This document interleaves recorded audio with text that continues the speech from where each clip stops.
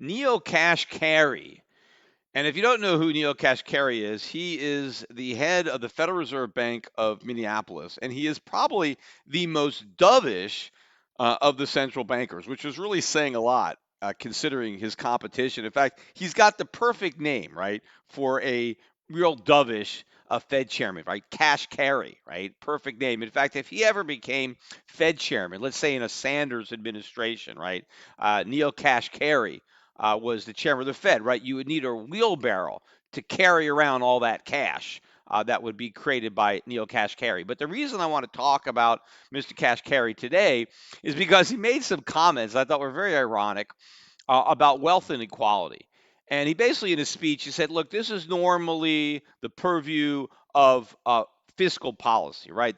The government should be concerned with wealth inequality, but maybe in the future, the Fed, maybe monetary policy could be an instrument to try to address the wealth inequality, which I really thought was rich because one of the reasons that we have a widening gap of wealth inequality is because of the Fed and because of the policies that Neil Kashkari advocates. I mean, what creating inflation does, debasing the money, right, is a transfer of wealth from savers to debtors. Right? And I'm not talking about debtors that like have credit card debt and student loans. I'm talking about people who have levered up to buy real assets. Those kind of debtors, right? Not the typical American consumer who has debt because he bought consumer goods, because the consumer goods depreciate down to zero, right? But when you buy an asset and you incur debt, right? Inflation makes you rich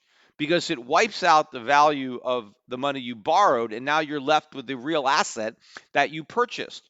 But who gets wiped out? The savers. Who are the savers? The average guy who's got, a 401k or a pension. He's got an annuity. He's got cash value in a life insurance. He's got bonds, right? He's got some savings. He's getting wiped out, right? And so the people who have leveraged up to buy assets, which are generally richer people, have gotten richer. And the people who haven't done that, who aren't as sophisticated, don't have the incomes or the assets to be able to do that, they're just trying to save their money. Well, they're getting eviscerated.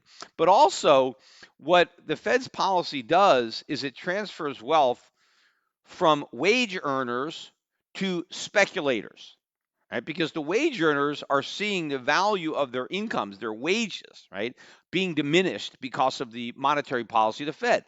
The inflation is, destroying the value of their labor income, but it is helping to increase the value of the income that speculators get through financial leverage and other types of, paper pushing and engineering, right? So they're making the rich richer who can afford to speculate, and the middle class who can't, who are just trying to collect a paycheck and clocking in at a job, the value of their hard work is going down because the cost of living is going up. And as much as the Fed wants to pretend that the cost of living is not going up, it is, and it's going up faster than most people's wages, and so that is helping to drive the income inequality. And of course, the cheap money that the Fed puts out there also makes it easier for consumers to make a bad choice to borrow to buy consumer goods. I talked about this on my last podcast about this guy who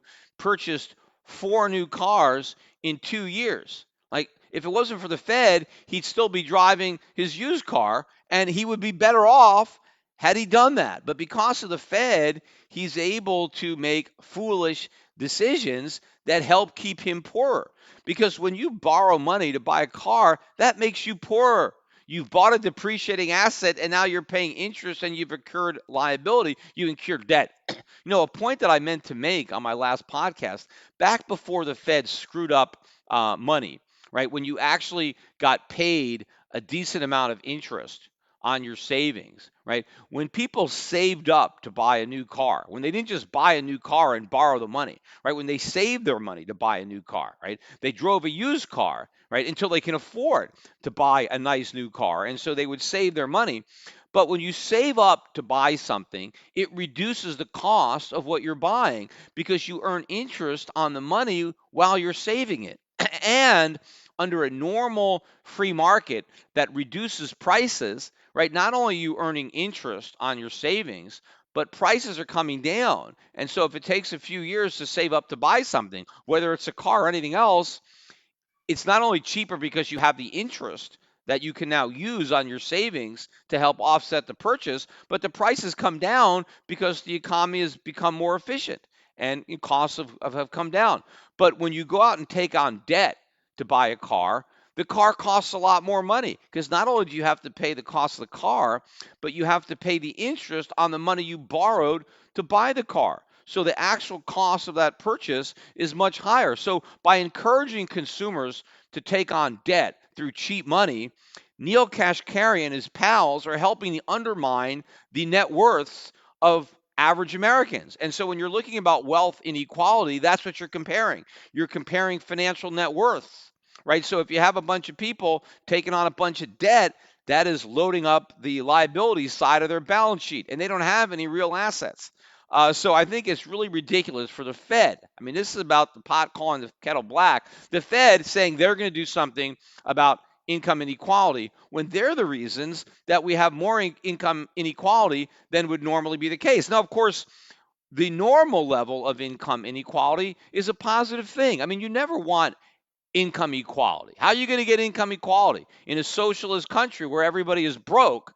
But even then, you don't have income equality because you have some rich people that work for the government, that have connections to the government, and they get rich by exploiting everybody else.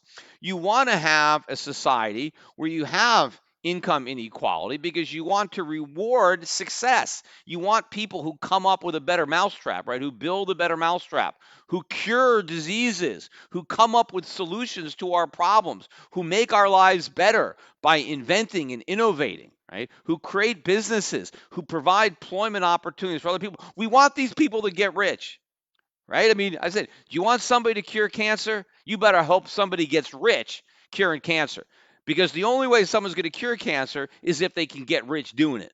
And are you going to resent the fact if you end up getting cancer and there's a cure? Are you going to resent the fact that the guy that invented that cure is a billionaire? Of course not, because now you're not going to die, right? You're going to get to live longer, or your loved one is going to get to live longer. But again, apart from curing cancer, there's all kinds of small things that people take for granted. How does Neil Kashkari think? Forgetting about the fact that the Fed created a lot of this income disparity. What is the Fed going to do about it? Print money?